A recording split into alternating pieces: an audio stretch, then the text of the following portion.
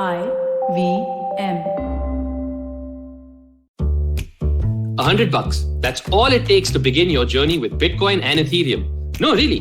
With CoinSwitch, you can start investing in over 100 cryptocurrencies with just 100 rupees. On top of that, there are zero charges for deposits and withdrawals, so you can trade, buy, sell, however and whenever you want. All of this, plus their extremely intuitive interface, makes CoinSwitch the perfect app for beginners in the crypto space. But don't take my word for it. Just download CoinSwitch for free and try it out for yourself. If you'd like more information on cryptocurrencies, tune into a show about crypto with me, Rohan Joshi, my new adventure on IVM podcasts. CoinSwitch, kuch to badlega.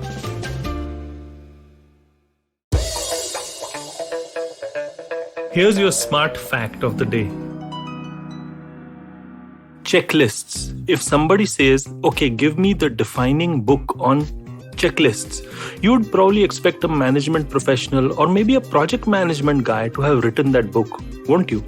But you'd be surprised to know a person called Atul Gawande, who is actually an American surgeon and public health researcher who's written the absolutely defining book on checklists in my view. It's called the Checklist Manifesto, and it was written with a very strange sort of experience. It was about, Gawande reading a story about a young child who survived a fall into a frozen pond and discovered that the physician who saved her relied heavily on checklists. That's your smart fact of today. And welcome to Smarter with Sid, wherein we are going to look at how checklists are going to be useful or not so useful for you in the coming year. Let's go. So like all of you, I also did a few New Year resolutions, and those resolutions made me feel that I've talked about it before. Maybe I should focus on the process and not the outcome, but eventually outcomes do matter. So can I have a checklist that allows me to follow the process and yet reach an outcome? So that is how I started looking into checklists, and not something that I honestly did on a regular basis. So I was just thinking, if there was a perfect way towards doing checklists, is there something that I can learn from? And that's where I came across Atul Gawande's book. And it's a very interesting book. The fact is that as somebody who is not used to doing checklists, I needed to find a reason why I will do it consistently. Mind you, I haven't yet done it. So clearly the jury is out on whether I can, manage a checklist. But looking at an overwhelming calendar and overwhelming things to do and things to achieve in the coming year, I thought, might as well try and change the way in which I am looking at things and doing my work in order to have better results.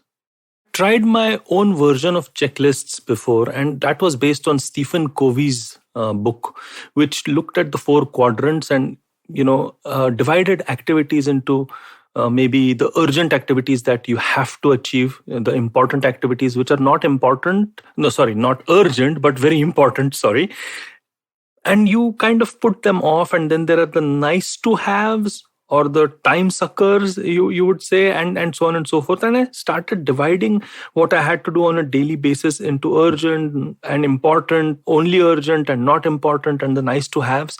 And I realized that I could do it and I could follow it, and it made me feel nice, but not really having any direct impact on the results that I had.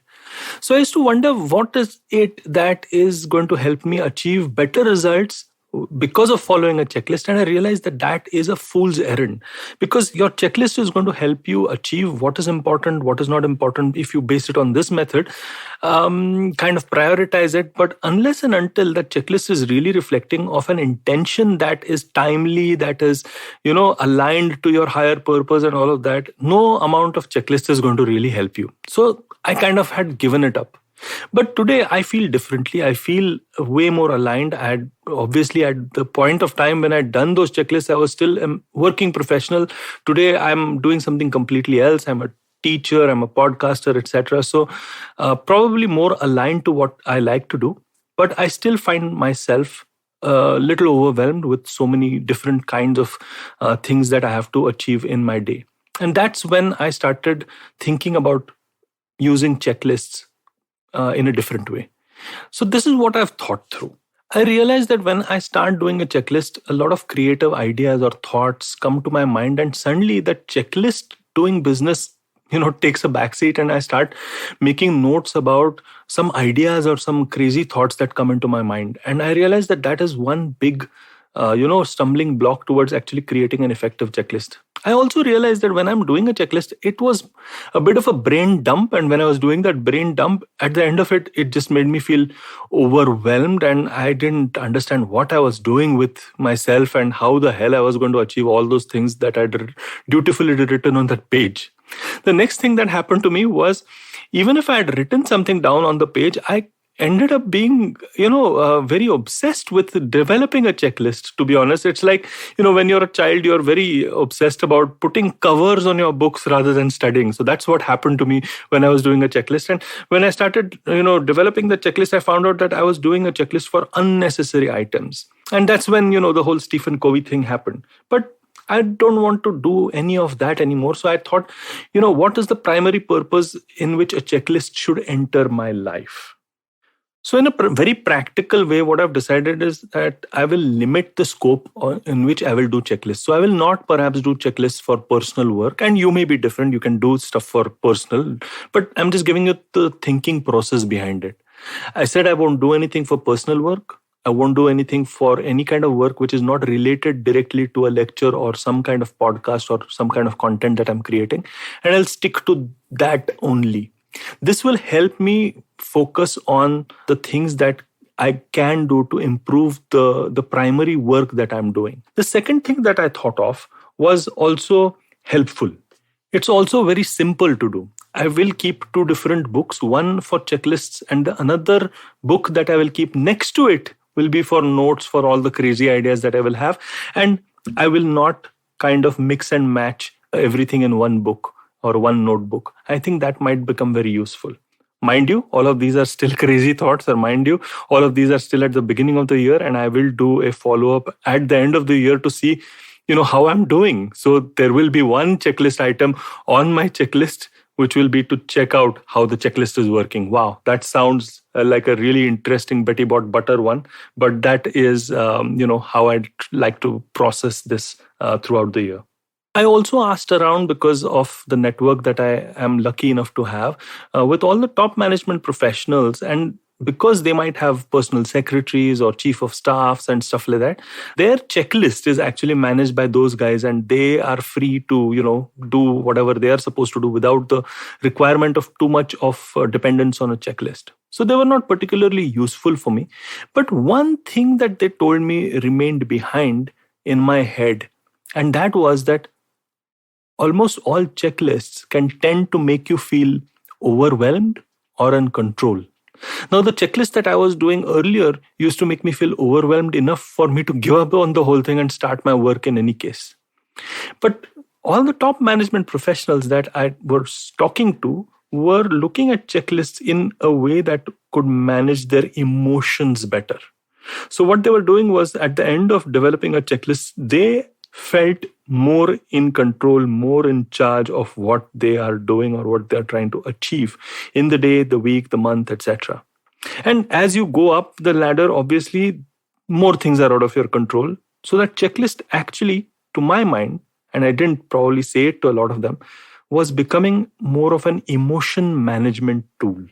Why not, I say, why not, utilize a checklist to make it manage your emotions? Because if you manage your emotions, then you'll be able to be creative, you'll be able to, be intelligent, and you'll be able to be focused instead of being overwhelmed. And if you can develop a checklist, why not use a certain point of time in your day, like towards the end of your day or towards the beginning of your day, whatever works for you, to do that checklist so that your emotions are in control, if nothing else. Of course, when you tick those items at the end of the day or whatever, you might end up feeling a little overwhelmed again. But tomorrow's another day, isn't it? I think this ability to reframe how checklists are and what they mean to you in your mind is something that I will take away as the biggest lesson for me as I do my first checklist for 2022. What do you think? Will you use checklists for the next year? Will you use checklists effectively? Will you use them to manage your emotions? Well, I hope this episode at least made you 1% smarter. Put that on your checklist. And I hope that, I will be able to develop a lot of more episodes like this during the coming year. But let's start this one with a checklist, shall we? And do follow me. I'm the Traveling Professor. I'm on LinkedIn and on Instagram. And if you like stuff like this, just go to IVM and you'll have a lot of more stuff exactly like this. And, covering different subjects and different topics and different podcasters. On that happy note then.